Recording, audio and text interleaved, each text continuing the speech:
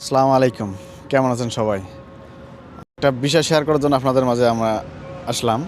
বিষয়টা হচ্ছে যে যারা ফুড ডেলিভারি কাজ করতে যাচ্ছেন বা করবেন, তারা মূলত প্রাইভেট কারের যে হচ্ছে লাইসেন্সটা করতে পারেন। আর বর্তমানে আপনাদের যে মোটরসাইকেলের লাইসেন্স, এটা 26 সালে হচ্ছে না।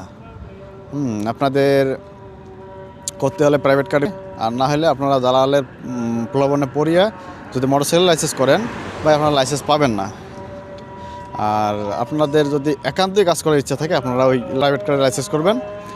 আর কথা হচ্ছে যে এখানে কাজ করতে গেলে ভাই সব নিয়মকানুন মেনে কাজ করতে হয়, টার্গেট পূরণ করতে হয়।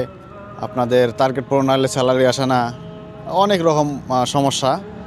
তো আশা করি এই কাজটায় যদি কেউ করতে চান তাহলে সব কিছু সহ্য করিয়ে আপনাদের করতে হবে। আর যদি আপনারা করতে না চান ভাই, আপনারা অন্য কোথাও কাজ খুঁজিয়া কাজ করতে পারেন, বুঝছেন? এখানে কেউ 3 মাস 4 মাস কাজ করিয়া 200 400 500 টাকা কোনোরকম ইনকাম করিয়া তাদের জীবনটা কোনোরকম চালাচ্ছে। ফ্যামিলি খালি পারলে, ফ্যামিলি তো চলতেই পারতেছে না, এমন একটা পজিশন। তো আশা করি ফুড ডেলিভারি কাজটা না আসাই ভালো আমার মতে। আর যাদের মন চায় একান্তই, তারা আপনারা করতে পারেন। কিন্তু ভাই, মোটরসাইকেল লাইসেন্সের জন্য কেউ টাকা দিয়েন না, না তো আপনারা বিপদে পড়ে যাবেন ইনশাআল্লাহ। আশা করি বুঝতে পারছেন। আর যদি আমাদের এরকম নিউজ পেতে চান, তাহলে আমার চ্যানেলটা ফলো দিয়ে পাশে থাকবেন, কমেন্ট করে জানাবেন।